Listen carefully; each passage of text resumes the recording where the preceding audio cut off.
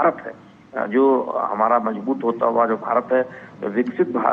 होता हुआ जो भारत है, उसकी जरूरतें अलग हैं और उस जरूरतों के लिहाज से हम अपने भविष्य की जरूरतों को पूरा करने के लिहाज से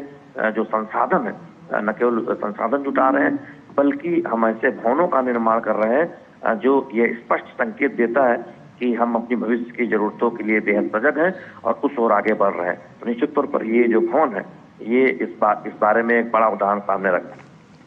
बिल्कुल। और शैलेंद्र, सेंट्रल विस्टा क्षेत्र की अगर हम बात करें तो जन सामान्य के लिए भी एक बेहतर सार्वजनिक स्थलों का निर्माण यहाँ पर किया गया है, जैसे कि नवविकसित कर्तव्य पथ की बात करें या फिर अब इस कर्तव्य भवन की। किस तरह से जन सामान्य के लिए भी ये एक बड़ी उपलब्धि है? देखिए, हम जानते हैं कि इस भवन का जब नाम ही कर्तव्य भवन रखा गया तो दरअसल ये भी अपने आप में एक बहुत स्पष्ट संकेत है कि एक आम नागरिक के तौर पर हम अपने कर्तव्यों को तो जानते ही हैं कि उन पर कैसे हमें हमारे क्या कर्तव्य हैं, लेकिन ये बहुत स्पष्ट तौर पर भी सामने अब बात आती है कि जो सरकारी कर्मी है या फिर जो अधिकारी हैं वो भी इस बात को बखूबी समझते हैं कि उनकी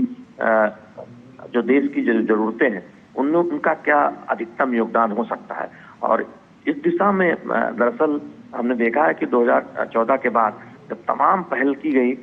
उससे एक हमने जो सरकारी कार्यप्रणाली है, जो सरकारी कामकाज है, उसमें एक व्यापक सुधार देखा है। उसमें न केवल हमने आधुनिक सुविधाओं जिनकी जरूरत होती है उन तक पहुंच बढ़ी है या फिर बुनियादी ढांचा स्तर पर जो सुविधाएं चाहिए कामकाज को बेहतर तरीके से क्रियान्वित करने के लिए वो उपलब्ध कराई गई हैं, बल्कि मानसिकता में भी एक बदलाव देखने को मिला है। तो उसका एक फर्क, चूंकि हम सब जानते हैं कि अगर भारत को विकसित बनाना है तो उसमें सभी का योगदान जरूरी है। सभी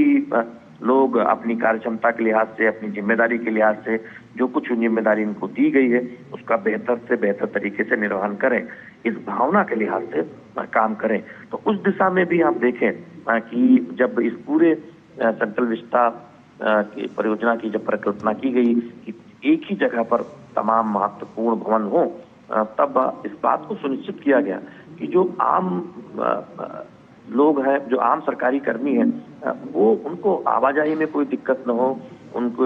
बैठने की बेहतर व्यवस्था हो, उनको कामकाज के लिए जो जरूरी संसाधन है वो उपलब्ध हो, जिससे वो बेहतर तरीके से अपने कार्यों का निर्वहन कर पाए, बेहतर तरीके से वो अपनी जिम्मेदारी को निभा पाए। तो निश्चित तौर पर ये भवन उस दिशा में एक हम उदाहरण के तौर पर देखते हैं। हमने देखा है कि 2014 के बाद से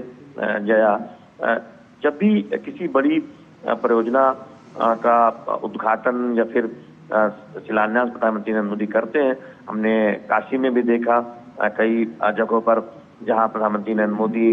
ने श्रमिकों से मुलाकात की, श्रमिकों के योगदान की सराहना की। तो वो अपने आप में दिखाता है कि किस तरह से समाज के हर वर्गों के योगदान को प्रधानमंत्री नरेंद्र मोदी उस योगदान को सराहते हैं। उससे एक संदेश भी जाता है। हमने देखा कि स्वच्छाग्रहियों की जो तस्वीरें काशी में जब